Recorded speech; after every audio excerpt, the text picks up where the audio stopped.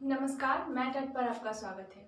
JPSC और JSSC CGL के लिए झारखंड जीके की जो सीरीज स्टार्ट की गई थी, उसी सीरीज को आगे बढ़ाते हुए आज एक नई क्लास पर बात करेंगे। आज की क्लास का टॉपिक है खड़िया जनजाति। आर्ट एंड कल्चर के अंतर्गत आज 7वीं क्लास पर बात करने वाले हैं। सबसे पहले हम लोग देखे थे संथाल जनजाति के बारे में, उसके बाद उरांव जनजाति के बारे में, फिर मुंडा के बाद पढ़े थे खरवार, मुंडा के बाद हो, फिर खरवार और आज खड़िया जनजाति को देखने वाले हैं। तो सबसे ऊपर संथाल के बाद उरांव के बाद मुंडा के बाद हो के बाद खरवार और आज देखने वाले हैं खड़िया। तो सबसे पहले क्या था संथाल, फिर क्या था उरांव, उसके बाद तीसरे नंबर में मुंडा, चौथे नंबर में हो, फिर देखे थे खरवार और आज देखेंगे खड़िया। देखिए खड़िया जनजाति का नाम खड़िया क्यों है, तो यहाँ पे एक कहानी है कि खड़िया जनजाति का नाम खड़िया इसलिए पड़ा है क्योंकि इनका जो पेशा है वो खड़खड़िया ढोने का है। अब खड़खड़िया क्या होता है, तो खड़खड़िया का मतलब होता है पालकी। तो खड़खड़िया ढोने के कारण इनका नाम खड़िया पड़ा है। तो खड़िया जनजाति के लोग क्या करते थे, तो खड़खड़िया ढोते थे, इस कारण इनका नाम पड़ा खड़िया। जैसे आप एग्जाम्पल समझ सकते हैं कि कोई कृषि का काम करता है तो उसको किसान कहते हैं, कोई पढ़ाने का काम करता है तो उसको शिक्षक कहते हैं, कोई मजदूरी करता है तो उसको मजदूर कहते हैं। इसी तरह ये लोग क्या करते थे कि खड़खड़िया ढोते थे, यानी कि पालकी ढोते थे। इस कारण इनको क्या कहा गया है, तो खड़िया कहा गया है। तो पालकी ढोने के कारण इनका नाम पड़ा खड़िया और इस पालकी को क्या कहा जाता था, खड़खड़िया। आगे देखिए इनकी भाषा क्या है, तो इनकी भाषा खड़िया है। तो खड़िया जनजाति का नाम खड़िया क्यों पड़ा, तो खड़खड़िया ढोने के कारण इनका नाम खड़िया पड़ा है। और इनकी भाषा क्या है, तो इनकी भाषा भी खड़िया है। 2 पॉइंट समझ में आ गया। आगे देखिए प्रजाति, इनकी प्रजाति क्या है, तो इनकी प्रजाति है प्रोटोस्टेलाइट। इनकी प्रजाति क्या है, प्रोटोस्टेलाइट। अभी तक सब में प्रोटोस्टेलाइट ये एक खरवार और उरांव को छोड़ के, खरवार उरांव में क्या पढ़े थे, द्रविड़, और यहाँ फिर से क्या है, प्रोटोस्टेलाइट। तो सबसे पहले पढ़ेंगे कि खड़िया जनजाति का नाम खड़िया क्यों पड़ा, तो खड़खड़िया ढोने के कारण, यानी कि पालकी ढोने के कारण इनका नाम खड़िया जनजाति पड़ा है। इनकी भाषा खड़िया है और प्रजाति क्या है, तो इनकी प्रजाति प्रोटोस्टेलाइट है। आगे देखिए इनका क्षेत्र कहाँ है, झारखंड में इनका विस्तार कहाँ है, झारखंड में कहाँ पाई जाती है, तो खासकर झारखंड के पश्चिम भाग में पाए जाते हैं, जिसके अंतर्गत गुमला, सिमडेगा, रांची, लातेहार, हजारीबाग, सिंहभूम वाला इलाका आता है। सबसे अधिक बात करें तो गुमला सिमडेगा में इनका निवास स्थान है। तो गुमला, सिमडेगा, लातेहार, रांची, सिंहभूम, हजारीबाग, ठीक है। तो कहाँ इनका विस्तार है, तो झारखंड के पश्चिम भाग में, याद रखिएगा पश्चिम भाग, गुमला, सिमडेगा, रांची, लातेहार वाला इलाका में।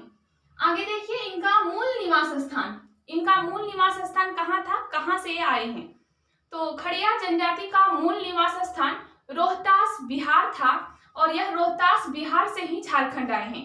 तो खड़िया जनजाति का मूल निवास स्थान कहाँ था, रोहतास बिहार, और यह रोहतास बिहार से ही झारखंड आए हैं।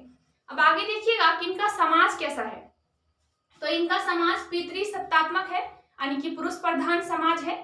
घर के मुखिया पिता होते हैं। तो इनका समाज क्या है, पितृसत्तात्मक। विवाह क्या है कि बहु विवाह का यहाँ प्रचलन है, मतलब कि एक से अधिक शादियां हो सकता है। तो समाज में बहु विवाह का प्रचलन है और समाज कैसा है, तो पितृसत्तात्मक है। अभी तक लगभग सभी जनजातियों में समाज कैसा पढ़े, पितृसत्तात्मक है। अब एक बार फिर से रिवीजन कर लीजिए कि खड़िया जनजाति का नाम खड़िया क्यों पड़ा, तो खड़खड़िया ढोने के कारण, यानी कि पालकी ढोने के कारण इनका नाम खड़िया पड़ा है। इनका मूल निवास स्थान रोहतास बिहार था, ये रोहतास बिहार से झारखंड आए हैं। इनकी भाषा की बात करें तो इनकी भाषा खड़िया है।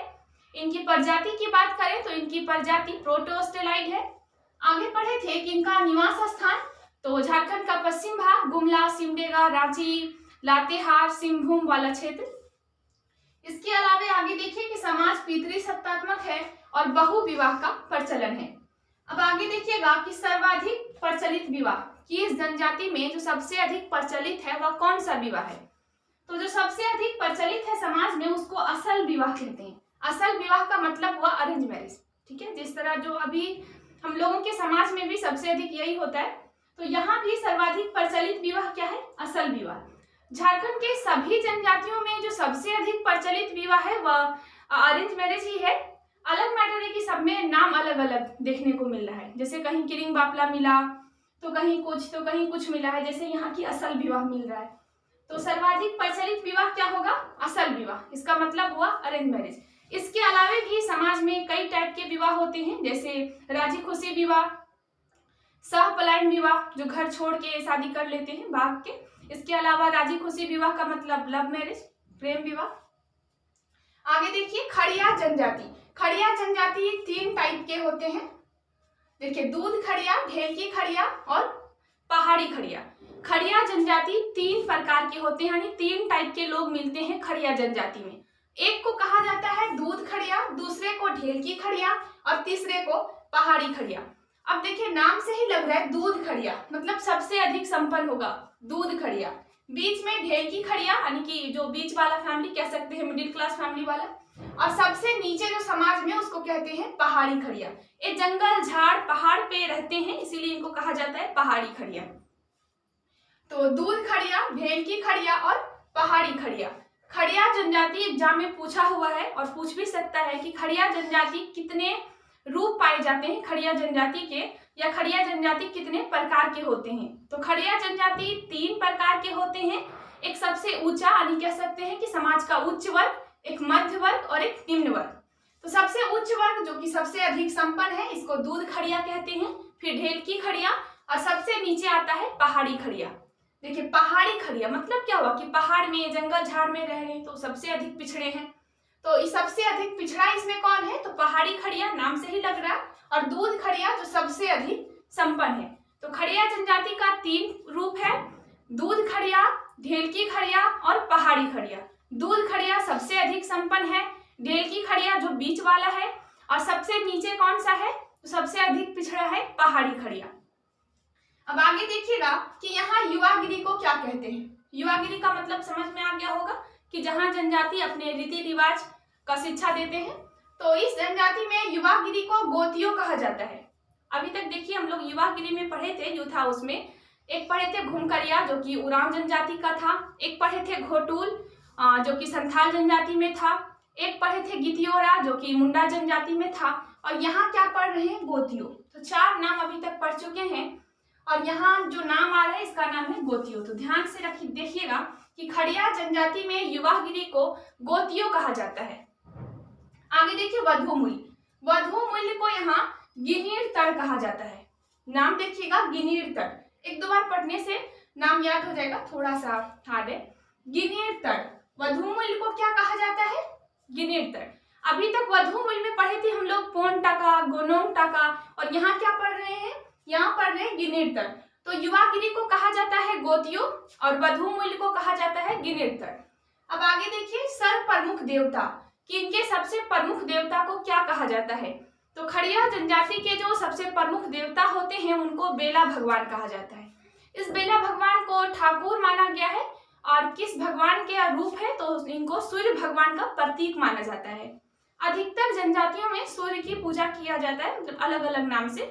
तो यहाँ भी इस बेला भगवान को सूर्य का प्रतीक माना जाता है और इन्हें ठाकुर भी कहा जाता है। तो खड़िया जनजाति के जो सर्व प्रमुख देवता हैं उनका नाम है बेला भगवान, आप ठाकुर भी कह सकते हैं। तो बेला भगवान या ठाकुर, किस देवता का प्रतीक माना जाता है इनको? तो सूर्य भगवान का, सूर्य देवता का इनको प्रतीक माना जाता है। आगे देखिए धार्मिक प्रधान। खड़िया जनजाति के धार्मिक प्रधान को क्या कहा जाता है?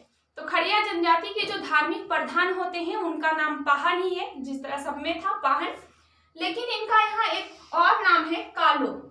तो खड़िया जनजाति में धार्मिक प्रधान को पाहन या कालो भी कहा जाता है। तो 2 नाम देखिएगा, पाहन या कालो। अगला और लास्ट पॉइंट है कि गांव का प्रधान, कि खड़िया जनजाति में गांव के प्रधान को क्या कहा जाता है? जो गांव के हेड होते हैं उनको क्या कहा जाता है? तो खड़िया जनजाति में गांव के प्रधान को प्रधान ही कहा जाता है, तो कुछ अलग नहीं है। खड़िया जनजाति के सर्व प्रमुख देवता बेला भगवान, जिनको ठाकुर भी कहा जाता है, इनको सूर्य का प्रतीक माना गया है। इसके अलावा धार्मिक प्रधान की बात करें तो पाहन, इनको पाहन कहा जाता है। इसके अलावा इनको कालो भी कहा जाता है, और गांव के प्रधान की बात करें तो गांव के प्रधान को प्रधान कहा जाता है। आगे देखिए, खड़िया जनजाति 3 टाइप के होते हैं, दूध खड़िया, ढेल की खड़िया और पहाड़ी खड़िया। दूध खड़िया जो सबसे अधिक संपन्न है और जो बीच में आता है उसको ढेल की खड़िया कहते हैं, और जो सबसे पिछड़ा है उसको पहाड़ी खड़िया कहते हैं। खड़िया जनजाति का समाज पितृसत्तात्मक है। खड़खड़िया ढोने के कारण इनका नाम खड़िया पड़ा है। ये रोहतास बिहार से झारखंड आए हैं। इनकी भाषा खड़िया है। प्रजाति इनका प्रोटोस्टेलाइट है। इसके अलावा यहाँ जो सबसे अधिक प्रचलित विवाह है, असल विवाह उसको कहते हैं, अरेंज मैरिज। यहाँ बहु विवाह का प्रचलन है। इनका क्षेत्र बोले झारखंड में तो गुमला, सिमडेगा, झारखंड का पश्चिम भाग है, गुमला, सिमडेगा, रांची, लातेहार, सिंहभूम, हजारीबाग। अब देखिए, इन सब में सबसे इंपॉर्टेंट पॉइंट है, याद रखिएगा कि खड़िया जनजाति के 3 रूप, दूध खड़िया, ढेल की खड़िया, पहाड़ी खड़िया, सबसे अधिक संपन्न और सबसे अधिक पिछड़ा। दूध खड़िया जो सबसे अधिक संपन्न है और पहाड़ी खड़िया जो सबसे अधिक पिछड़ा है। युवागिरी का नाम याद रखिएगा गोतियो, और वधु मूल्य का नाम याद रखिएगा गिनेर तट। तो आज की क्लास में इतना ही, फिर मिलते हैं अगले क्लास में। Thank you.